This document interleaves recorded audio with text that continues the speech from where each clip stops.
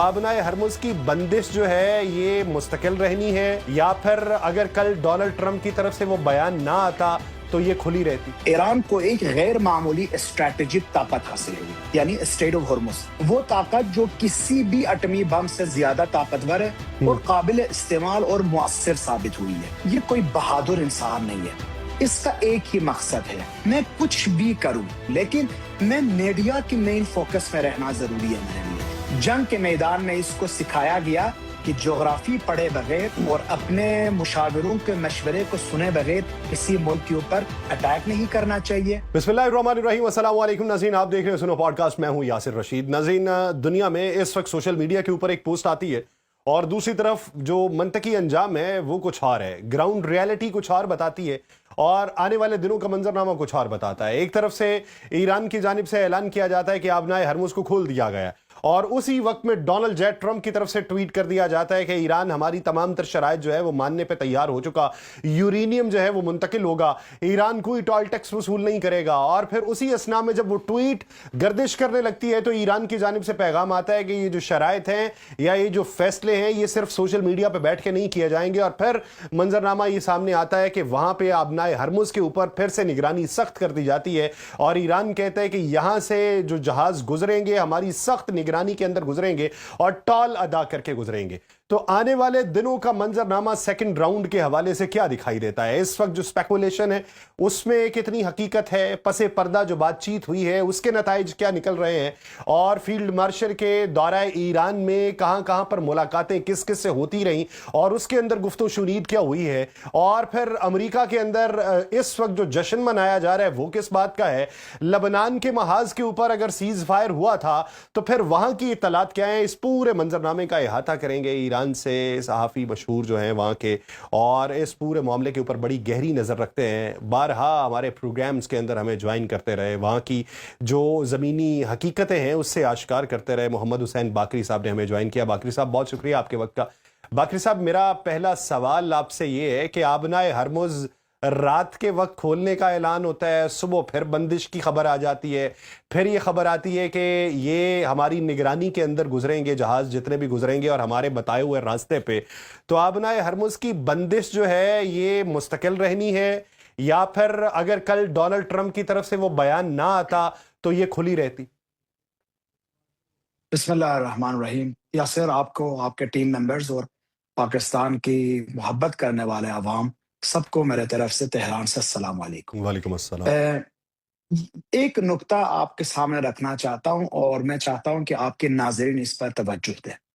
अजीम फारसी शायर सैदी शिराजी रहमतुल्लाह अलैह का एक बहुत खूबसूरत शेर है जो ईरान में एक ज़रबुल मसल बन चुका है। वो कहते हैं, अदू शवद सबब खैर अगर खुदा खाहत, यानी अगर अल्लाह चाहे तो दुश्मन भी खैर और बरकत का सबब बन सकता है। बिल्कुल यही बात जंग रमजान में ईरान के लिए खुल के सामने आ गई और एक हकीकत बन गई। जो ईरान का सबसे बड़ा दुश्मन समझा जाता है, इसी अमेरिका के नतीजे में और उसके वार के नतीजे में ईरान को एक गैर मामूली स्ट्रैटेजिक ताकत हासिल हुई, यानी स्टेट ऑफ हॉर्मुज। वो ताकत जो किसी भी एटमी बम से ज्यादा ताकतवर है और काबिल इस्तेमाल और मुअस्सिर साबित हुई है। इसी तरह इसराइल और दीगर मुखालिफ कुव्वतों की वजह से शायद गैर इरादी तौर पर एक और अहम गुजरगाह ईरान के लिए स्ट्रैटेजिक कार्ड की हैसियत इख्तियार कर गया, वो है बाबुल मंदब, एक जियोपॉलिटिकल हाइड्रोजन बम। अगर आप आबराए हॉर्मुज को एटम बम से कियास करें तो आपको बाबुल मंदब हाइड्रोजन बम के साथ कियास करना पड़ता है। सही। अब मैं इस सवाल की तरफ आता हूं कि जब आपके पास हुकूमतदारी के लिए, दुनिया को चलाने के लिए एक ऐसा प्रेसिडेंट बैठा हो जो रियलिटी से हट के ट्वीट्स के ऊपर, रियलिटी और ग्राउंड रियलिटी से हट के मीडिया के ऊपर अपना फोकस मरकूज करता है, तो उसके क्या नताइज साबित हो सकते हैं। मेरी ख्वाहिश है आपसे और आपके मुअज़्ज़िज़ व्यूअर्स से 25 pages the gods of New York की किताब पढ़े, सिर्फ 25 पेजेस, जो मैंने फारसी में तर्जुमा करके ईरानियों को भी सेंड किया है। अगर आप उस किताब को पढ़ेंगे तो आपको क्लियरली नजर आएगा ये जो शख्स जो आजकल यूनाइटेड स्टेट्स का प्रेसिडेंट का स्टेटस ले बैठा है, ये कोई बहादुर इंसान नहीं है। इसका एक ही मकसद है, मैं कुछ भी करूं, चाहे हकीकत को मोड़ के गलत बयानी करूं, कुछ हम्म, भी करूं, लेकिन मैं मीडिया की मेन फोकस में रहना जरूरी है मेरे लिए। कोई ईरानी मेन फोकस पे ना आ जाए, कोई पाकिस्तानी मेन फोकस पे ना आए, सिर्फ और सिर्फ मैं रहूं मेन फोकस पे। इसीलिए ये सुबह उठता है तो उसको लगता है कि अब्बास अरागची साहब का जो ट्वीट है कि हमने अपने शराइत मानने के बाद, अपने शराइत मनवाने के बाद, जो कि पहले ही हम प्रॉमिस कर चुके थे कि हम्म, हम पार्शियली स्ट्रेट ऑफ हॉर्मुज को खोलेंगे, हम्म, लेकिन क्योंकि लुबनान में सीज फायर नहीं हुई इसलिए हम रुक गए थे। और जब हमें लुबनान के हिजबुल्लाह लोगों ने कॉल करके बताया कि थर्सडे नाइट को 10 बजे के बाद कोई इनके ऊपर फायरिंग नहीं हुई है, तो हम्म, हम फिर पार्शियली वो स्ट्रेट ऑफ हॉर्मुज जो जंग से पहले बिल्कुल खुला हुआ था और फ्रीली सब उसको यूज कर रहे थे, दिन में 130 कश्तियां वहां से गुजरती थी, अब सिर्फ 25 कश्ती पर दिन पर डे हम उनको इजाजत दे रहे हैं कि हम्म, हमारी निगरानी में गुजरे। जब ये ट्वीट आकर सारे इसके ऊपर फोकस मरकूज करते हैं, तो ट्रम्प साहब को परेशानी होती है कि ईरानी क्यों फोकस कर रहे हैं, ईरानियों की ट्वीट्स के ऊपर लोग क्यों फोकस कर रहे हैं। हम्म, मैं एक ऐसा ट्वीट डाल दूंगा जो सारे फोकस मेरे तरफ ही मरकूज हो जाए। ये जो गेम खेली है ट्रम्प ने, हम्म, मैं आपको ये भी बताऊं, ईरानी लोगों ने अभी तक 2 सबक ट्रम्प साहब को सिखाया है। एक, जंग के मैदान में इसको सिखाया गया कि ज्योग्राफी पढ़े बगैर, लोगों की सोशल फैब्रिक्स को जाने बगैर और अपने मुशावरों के मशवरे को सुने बगैर किसी मुल्क के ऊपर अटैक नहीं करना चाहिए। हम्म, ये मैदान जंग में इन्होंने सिखाया।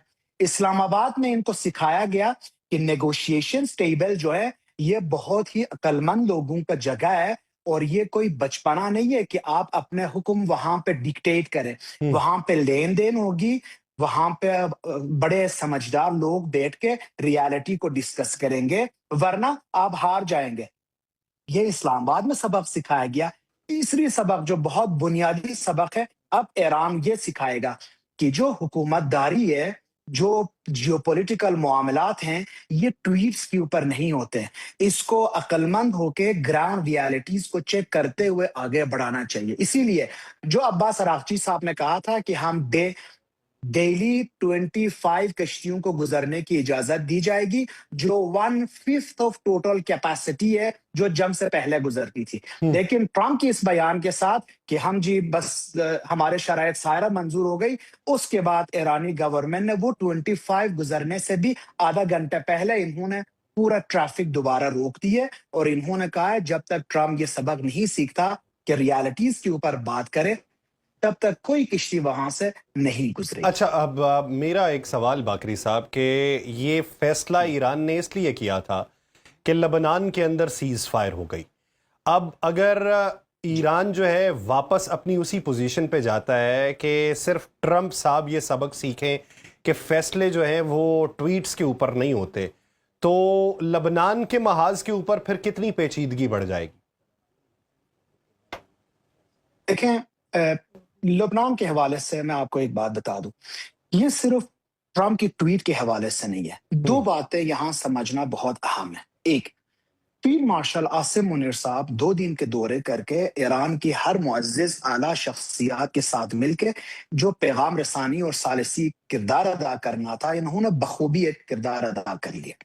उसके बाद ईरानियों के पास एक मंसूबा आया कि ठीक है, आप लुबनान में सीज फायर करेंगे, हम्म, उसके बाद हम स्ट्रेट ऑफ हॉर्मुज को पार्शियली खोलेंगे, और उसके बाद जो बाकी शराइत है आप हमारे पैगामात पहुंचा दें और फाइनलाइज करते हैं, जो हम्म। मैं बहुत ज्यादा ऑप्टिमिस्टिक भी था इस हवाले से। सही। लेकिन जब आप दो काम करते हैं, एक सिम्युल्टेनियसली ट्वीट डालते हैं कि ईरान ने हमारा सारे जो तकाजे थे वो पूरा कर लिया, उसके साथ साथ आप एक और भी बहुत बड़ी गलती कर बैठते हैं। वो गलती क्या है? वो गलती ये है कि आपने अपने जो प्रेजेंस है, मिलिटरीली प्रेजेंस, हम्म, उसको आप बढ़ा देते हैं। आप फौजी साजो सामान भारी किस्म के लेके आते हैं और उस फौजी साजो सामान के साथ ये ट्वीट देते हैं कि देखें जी, हमारा प्रेजेंस देखते हुए ये लोग डर गए। तो जब आप इस तरह की ईरान को जो 40 दिन की जंग में नहीं हार सके, ان کو آپ اپنے نیز کنڈوں پہ نہیں بٹھا سکیں. آپ اس طرح کے ٹویٹس کے ساتھ بٹھانا چاہیں تو ایران کے اندر بھی ایک پیچیدہ ماحول ہے آج کل. دو ڈفرنٹ گروپس ہیں جو پہلے سے ہی کہہ رہے ہیں کہ اس بندے کے ساتھ دغا باز ہے, اس کے ساتھ مذاکرات نہ کیا جائے. آپ ان کے اوپر پریشر ڈالتے ہیں کہ یہ بھی اپنے موقف سے پیچھے ہٹیں. جب آپ جو باتیں آپ نے کی ہے سیکریسی میں کھل کے لوگوں کے سامنے آپ غلط بیانی کریں گے تو ایران بھی جو پرومس آپ کو کیا تھا سیکریسی میں وہ بھی آپ کھل کے اس کی مخالفت کریں گے. یہ بات صرف سبق سکھانے کی نہیں ہے. اچھا ایک چیز باقری صاحب, ایک چیز تو اور بھی ہے, کیونکہ یہ تو ایران کے مدبر لوگ بھی جانتے ہیں کہ ڈونلڈ ٹرمپ کا طرز تخاطب کس طریقے کا ہے اور ان کی طرز سیاست کس طریقے کی ہے کہ صبح اٹھے کوئی اور بیان, کیونکہ اس پوری جنگ کے اندر جس طریقے سے ایرانی سفارت خانوں نے جو پوری دنیا کے اندر موجود ہیں وہ میمز بنائی ہیں اور جس طریقے سے جواب دیا ہے وہ تو پوری دنیا جانتی ہے. جب آپ کو یہ معلوم ہے کہ ایک ایسا شخص کہ جس نے کلی طور پہ اپنا فیصلہ کیا کسی کے کہنے پہ کیا اور اب وہ اس جنگ سے نکلنا چاہتا ہے, تو اس نے بھی اپنی عوام کو بتانے کے لیے ایک نیریٹو تو بیچنا ہے, تو وہ نیریٹو نہیں بیچے گا تو اس کے لیے بھی مشکل ہوگی, تو وہ تو آج نہیں تو 10 دن بعد بیچ دے گا. اس نے ایسا تو کرنا ہی ہے, تو پھر ایران کا تدبرانہ جو اقدام ہے وہ کدھر جائے گا؟ ایران کا تدبرانہ اقدام اس بات کو سمجھتے ہوئے یہ ہے کہ اگر ٹرمپ کی ٹویٹ کے ساتھ اچانک 100 سے $83 تک تیل کی پرائس نیچے آ سکتی ہے تو ہم بھی ایسا دکھائیں گے ٹرمپ کو یہ دوبارہ 83 سے 100 تک واپس چلے جائیں. ٹھیک. ایران کبھی بھی جس جنگ اور معرکے میں آلریڈی جیت چکا ہے وہ ٹویٹ کے ذریعے نہیں ہار سکتا اس جنگ کو. یاد رکھیں, میں نے پہلے بھی عرض کیا کہ ایران کی انگلیاں ٹریگر پہ ہیں. اگر کوئی دشمن آ کے جنگ ہارتا ہے لیکن ٹویٹس کے تھرو, میڈیا کے تھرو اپنا جیت دکھانے کی کوشش کر رہا ہے, وہ بھی مائٹ از رائٹ اور پیس بائی فورس یا پیس بائی وار کے ذریعے, تو ایران اس کو بالکل اس کے سامنے ڈٹ کے کھڑا ہوگا اور آپ دیکھ لیں گے کہ پرائسز دوبارہ اپ ہوتے جائیں گے. بات یہ ہے سیکریسی میں جو باتیں ہو رہی ہے, آپ کے جو فیلڈ مارشل صاحب ہے وہ ابھی واشنگٹن کے طرف جا رہے ہیں, آج رات کو شاید 9 بجے ان کی ملاقات بھی ہو جائے. تو وہ باتیں سیکریسی میں ایران نے جو اپنا مدبرانہ طور اور اپنا جو احکامات ہے اس کے ساتھ ساتھ تقاضے ہیں وہ سارا ان کے سامنے رکھ دیا ہے. لیکن یہ میں آپ کو بتا دوں 2 فرنٹس پہ جنگ کھیلی جا رہی ہے. ایک ریئل میدان میں جو کہ ڈپلومیسی بھی اس کا حصہ ہے, اب ایک وارفیئر میڈیا کے اندر بھی چل رہی ہے. اگر آپ ٹرمپ کی جو ٹویٹس ہے اس کو اس کے اندرونی تقاضے کے ساتھ منسلک کرتے ہیں تو ایرانی ٹویٹس اور ایرانی باتوں کو بھی ان کی اندرونی تقاضے کے ساتھ ہی منسلک کرے.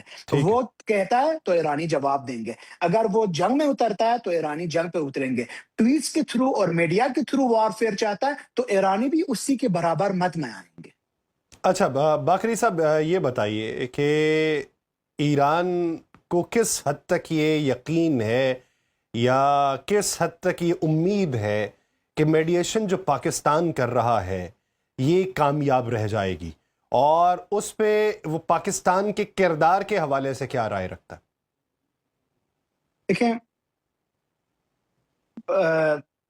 میری پوری کوشش یہ تھی کہ آپ کو پتا ہے میں کوئی پروفیشنل جرنلسٹ نہیں ہوں. جی. آپ لوگوں نے بلایا ہمیں ٹی وی پہ اور ہماری ایک ہی کوشش تھی کہ ہم ایران کا جو نقطۂ نظر ہے پاکستان تک پہنچائیں اور پاکستان کی عوام کی محبت اور ان کی گورنمنٹ کی انتھک محنت کو ایرانیوں تک پہنچایا جائے.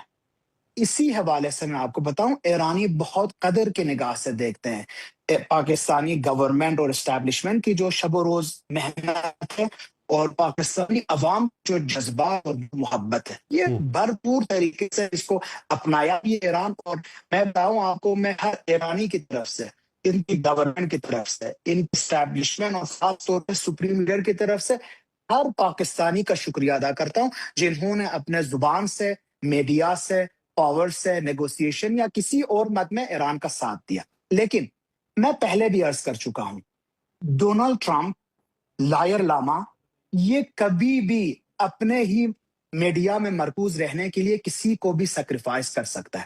میں ابھی بھی پر امید ہوں کہ یہ مذاکرات کچھ ہی دنوں میں اسلام آباد میں ہی final, second and final round ہو جائیں گے. ابھی تک میں پر امید ہوں. لیکن حالات اتنے بداعتمادی کے ساتھ آگے جا رہے ہیں کہ اسی پر امید ہوتے ہوئے بھی مجھے اس بات کے ڈر ہے کہ کوئی ایسی غلطی نہ کی جائے، کوئی ایسا بیانیہ نہ آ جائیں جس کی وجہ سے اسرائیل ایک بار پھر متحرک ہو کے لبنان کے اوپر وار کرے، اور ایران اپنے اتحادی کے ساتھ دیتے ہوئے اسرائیل کے اوپر فائر کرے میزائل، جو انہوں نے بہت کھلے پیغام میں پہنچا دیا تھا امریکن پریزیڈنٹ کو کہ اگر تھرسڈے 8 بجے رات تک اسرائیل اپنے فائر نہیں روکتا اور لبنان میں جنگ بندی نہیں ہوگی تو پھر ہم میزائل داغ دیں گے اسرائیل کے اوپر۔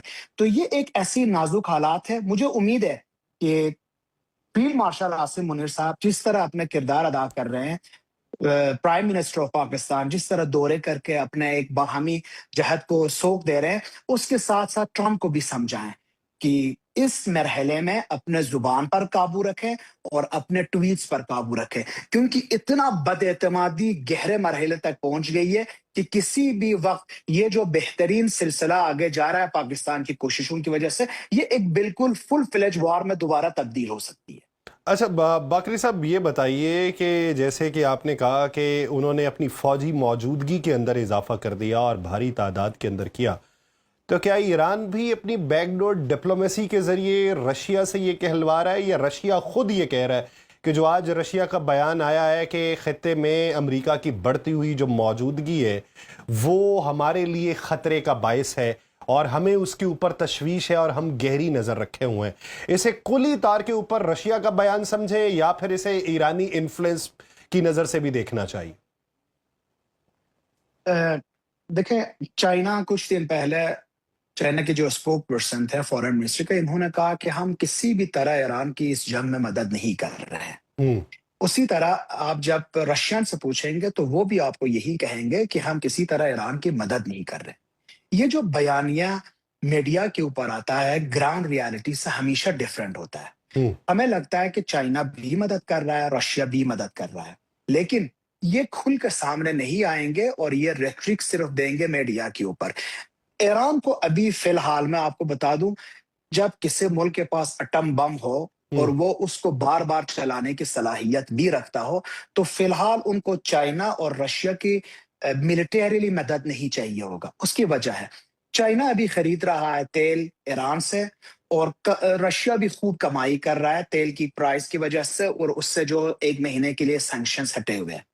ایران کے پاس اسٹریٹ آف ہرمز کا اٹم بم آپ سمجھ لیں، اور اس کے ساتھ ساتھ باب المندب کا ہائیڈروجن بم سمجھ لیں۔ ہوں یہ 2 کارڈز آلریڈی اویلیبل ہے، اور جب تک یہ کارڈز ٹھیک سے کھیلے نہیں جاتے ہیں اور اس کے انجام دیکھیں، میں کل رپورٹ چیک کر رہا تھا ورلڈ مانیٹری فنڈ کا، وہ بتا رہے تھے کہ دنیا میں ہم نے پیشگوئی کی تھی کہ اس سال 3.6% دنیا میں چیزیں بہتر ہوگی، مطلب انکریز ہوگا ان کی total world G D P میں، لیکن ابھی ہم اس کو اسٹریٹ آف ہرمز کی وجہ سے 3.6 کو 3.2 پہ لے کے آ رہے ہیں۔ اچھا باقری صاحب یہ بتائیے، تازہ ترین جو خبریں گردش کی ہفتے کے حوالے سے کہ 2 آئل ٹینکر جو تھے وہاں سے گزر رہے تھے آبنائے ہرمز سے، جن کے اوپر فائرنگ کی گئی، اور وہ دونوں جو تھے وہ بھارت کے بتائے جاتے ہیں کہ وہ بغیر اجازت وہاں سے گزرنے کی کوشش کر رہے تھے۔ تو اس کے ساتھ ساتھ U S Gerald R Ford جو ہے وہ بھی 2 ڈسٹرائر کے ساتھ جو ہے وہ بحیرہ عرب میں داخل ہو چکا ہے، تو پھر یہ صورتحال کس طرف جاتی دکھائی دیتی ہے؟ خبروں کے لحاظ سے میں آپ کو بتاؤں کہ کوئی بھی نہ ملٹری شپس اور نہ ہی کوئی کمرشل شپ IRGC کے ساتھ کوآرڈینیٹ کیے بغیر یہاں سے نہ گزر سکتے ہیں، نہ 200 کلومیٹر سے نزدیک آ سکتے ہیں۔ ہوں دیکھیں، ایک بہت کلیئر میسج ایران نے اسٹریٹ آف ہرمز پچھلے تقریباً 50 دن سے دے رہا ہے۔ یہ جو افواہیں آ رہی ہے، کوئی بھی کشتی ابھی تک without close collaboration with IRGC ہوں اسٹریٹ آف آبرائے ہرمز سے نہیں گزرا۔ ہوں اگر کوئی ایسی خبر آتی ہے تو میں آپ کو بتا دوں تصدیق شدہ انفارمیشن کے ساتھ ساتھ کہ یہ بالکل جھوٹ ہے۔ ہاں، کشتیاں گزر رہی ہیں لیکن کوآرڈینیشن کے بعد، اچھا اجازت لینے کے آج بعد، آج اور آج ایران جو ابھی بھی کلیم کیا ہے جی باقری صاحب، وہ جو کلیم کیا ہے وہ عرب میڈیا نے کلیم کیا ہے، ساتھ میں اسی کے جی وہ تحت BBC اور رائٹرز نے کہا ہے، اور وہ یہ بات کی ہے خلیج عمان سے 20 ناٹیکل مائل کے اوپر یہ فائرنگ ہوئی ہے۔ جی دیکھیں، IRGC نے کہا تھا کہ 3 دفعہ کوشش کی ہے ٹرمپ کے کچھ اتحادی ممالک کے تھرو کہ اپنے کشتیاں وہاں سے گزرنے کی کوشش کریں، لیکن ہر دفعہ ٹورپیڈوز بھی ہٹ ہوئے ہیں ان کے اوپر، اور اس کے ساتھ ساتھ جیرل فورٹ کے بارے میں آپ کو پتہ ہے ابھی تک 3 بار اس کے اوپر میزائل داغے ان لوگوں نے۔ تو یہ جو خبر بے بنیاد خبر ہے۔ ایران اسٹریٹ آف ہرمز میں آپ کیپلر کی ویب سائٹ چیک کر سکتے ہیں، کیپلر کی ویب سائٹ میں جو کچھ کشتیاں گزر رہی ہے اور کہاں سے گزر رہی ہے ان سب کی ڈیٹا لائیو اویلیبل ہے، آپ اس پہ چیک کریں۔ کوئی بھی کشتی ایران کی اجازت کے بغیر وہاں سے نہیں گزرا، اسپیشلی انڈین، کیونکہ انڈینز کو تو پتہ ہے وہ اجازت لیں گے، لین دین کریں گے، اپنے پیمنٹ کرنی ہے تو وہ کر لیں گے، اس کے بعد وہاں سے گزریں گے، کیونکہ انڈیا اب ایران سے تیل بھی خرید رہا ہے، اور اس کی تو تقریباً 35 جو انڈیا کے لیے جا رہے ہیں 35 شپس بھی وہاں پہ موجود ہے۔ تو میں آپ کو بتا دوں یہ خبر بے بنیاد ہے۔ اچھا چلیں، جب ہم ریکارڈنگ کر رہے تھے اسی بیچ میں یہ خبر آئی، لیکن اس سے پہلے جو آپ جواب دے رہے تھے اور آپ نے یہ کہا کہ میڈیا میں خبریں اور ہوتی ہیں، زمینی حقیقتیں کچھ اور ہوتی ہیں، چائنا اور رشیا کے بارے میں۔ جان جی حسین سے اب آپ کی بھی واقفیت ہے، اب آپ اکثر جی آپ بالکل ہے۔ بھی گفتگو کرتے ہیں اور پوڈ کاسٹ کرتے ہیں، پچھلی ایک ویڈیو دیکھی تھی جان نے پچھلے جی دنوں میرے پوڈ کاسٹ کے اندر یہ کہا، انہوں نے کہا جی ایرانی اس بات کو گوارا نہیں کرتے کہ وہ یہ مانے کہ اس جنگ میں کسی نے ان کی مدد کی ہے، ان کا فخر یہ ہے، ان کا عزم یہ ہے کہ اپنی تیار شدہ چیزیں جو ہیں وہ استعمال کی گئی ہیں اور تنے تنہا انہوں نے سامنا کیا ہے دنیا کی سب سے بڑی طاقت کا۔ تو پھر پس پردہ مدد کا بیانیہ اور پھر تنے تنہا جنگ لڑنے کا بیانیہ، یہ تو دو مختلف چیزیں۔ دیکھیں کوئی بھی ملک ابھی کچھ دن پہلے ہم spoke person for foreign ministry China کے سن رہے تھے، وہ کہہ رہا تھا ہم نے کوئی بھی مدد نہیں کی ایران کی، نہ ہم نے تصاویر دی، نہ ہم نے سیٹلائٹ کے تھرو مدد کی۔ اسی طرح اگر آپ رشین سے پوچھیں تو وہ بھی یہی کہیں گے۔ یہ فوگ آف وار کے اندر اس طرح کی باتیں ہوتی ہے، کوئی بھی ملک آ کے ابھی کھل کے یہ نہیں کہے گا کہ ہم ملیٹریلی یا کسی اور ٹیکنالوجی کے تھرو ایران کی مدد کیے۔ لیکن 2 باتیں اس میں ہے۔ پہلی بات یہ ہے کہ اس طرح کے ماحول میں موسٹلی بتایا نہیں جاتا کہ کون ہمارا مدد کر رہا ہے، یا مدد کرنے والا ملک بھی اس میں نہیں کوشش یہ نہیں کرتا کہ وہ اپنا آپ کو کھل کے سامنے لائے۔ لیکن اس کے ساتھ ساتھ یہ بھی دیکھ لیں، ایران اگر رشیا اور چائنا کی مدد چاہتا ہے تو وہ نان ملیٹریلی چاہتا ہے، اس کی وجہ ہے ملیٹریلی ایران کے پاس، جیسے میں نے آپ سے عرض کی، 2 بہت اہم ہتھیار پہنچ گئے ہیں، وہ بھی اپنے دشمن کی بدولت۔ ایک اسٹریٹ آف ہرمز جس کو میں اٹم بم کہتا ہوں، ایک باب المندب جو ہائیڈروجن بم ہے۔ آپ یہ دیکھ لیں اگر ایران اسی 2 کارڈز کو ٹھیک سے چلاتا ہے تو رشیا اور چائنا کو صرف میڈیشن کے طور پر آنا پڑے گا، کیونکہ ان کی اوپر بھی بہت ہی گہرے اثرات پڑیں گے۔ اس لیے ایران اگر کہتا ہے کہ میں کسی کے ابھی ہمیں ضرورت نہیں ہے کسی کی مدد، اس کا مطلب یہ کہ ابھی ہمارے پاس اتنے کارڈز موجود ہیں جو ہم خود کھیل سکتے ہیں۔ لیکن جب آپ پیمنٹ کرنا چاہ رہے ہیں ایران کو یوان میں، آپ کہاں پیمنٹ کریں گے؟ آپ ایران میں تو نہیں کریں گے، آپ چائنا میں کر رہے ہیں۔ یہ سب سے بڑی مدد ہے اس صورتحال میں ایران کے لیے، کہ جو تیل ان سے خریدا جا رہا ہے، ایون انڈیا نے جو تیل خریدی تھی 7 سال کے بعد اور ان کو جو پیمنٹ دی تھی وہ یوان کی شکل میں چائنا کی کسی اکاؤنٹ میں دیا تھا۔ تو میرا خیال ہے اس سے بہتر مدد اور کون کر سکتا ہے ایران اچھا کے لیے، کہ اس حالات ایران میں بھی کے جو ان کو اپنے انکمز جاری ہے۔ فارن ریزرو جہاں جہاں پہ سیزڈ ہیں اس میں ایک بہت بڑی تعداد تو چائنا کے اندر بھی موجود ہے، اگر دیکھا جائے تو اس جنگ کے بعد ان کی واپسی کے امکانات کس حد تک ہیں، کہ جب ایران کو ضرورت بھی ہے اور ایران یہ کلیم کرتا ہے کہ ابتدائی تخمینوں کے مطابق $270 بلین کا اسے نقصان ہو چکا۔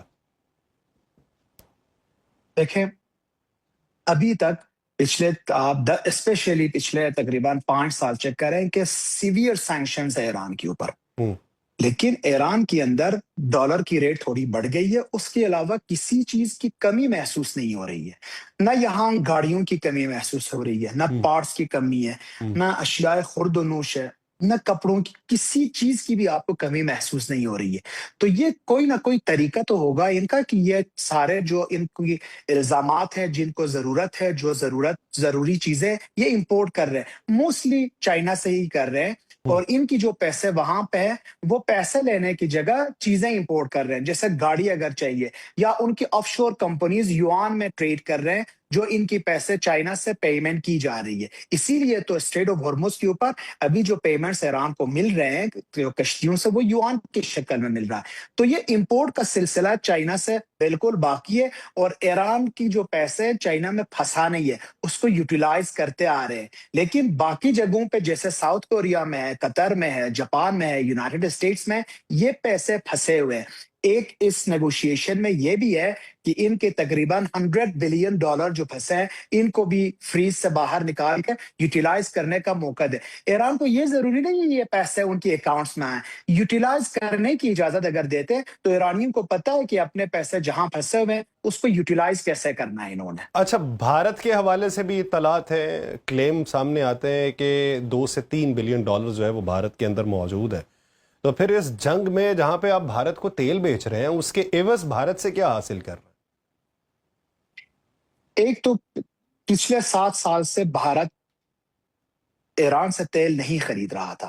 ہیں؟ اب جب سینکشنز ہٹے ہیں اور پرائس ٹھیک مل رہا ہے اور باقی جو ملک ہے وہ ایکسپورٹ نہیں کر پا رہے، تو یہ جو شیڈو فلیٹس ہے ایران کی، جن کے اوپر تقریباً 80 دن تک ایران کے ایکسپورٹ کے جتنے بھی برآمدات ہیں وہ اس شیڈو فلیٹس میں اویلیبل ہے. تو یہ بہت بہترین راہ حل تھا، بہترین ذریعہ تھا کہ انڈیا اس کو خرید لے.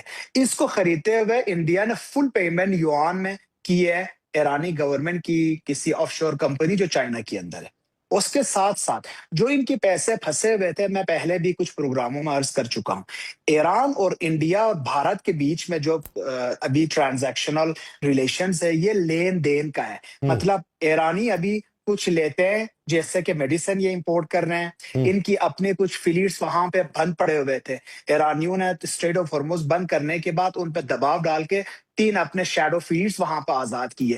تو میں آپ کو بتا دوں، بھارت کے ساتھ ایک بالکل لین دین کا معاملہ ہے، اور یہ ایران کے لیے بہت پروفیٹیبل ہے. جو انڈیا پیمنٹ کر ہی نہیں پا رہا تھا، وہ ابھی فل پیمنٹ کر رہا ہے ایران کو. تو میں آپ کو یقین دہانی کرتا ہوں کہ ایران کوئی فیور نہیں دے رہا ہے انڈیا کو، یہ بلکہ اس کے ساتھ ایک ٹرانزیکشنل، وہ پاکستان کے ساتھ والا معاملہ نہیں ہے، ایک بالکل ٹرانزیکشنل بیہیویئر ہے یہاں پہ.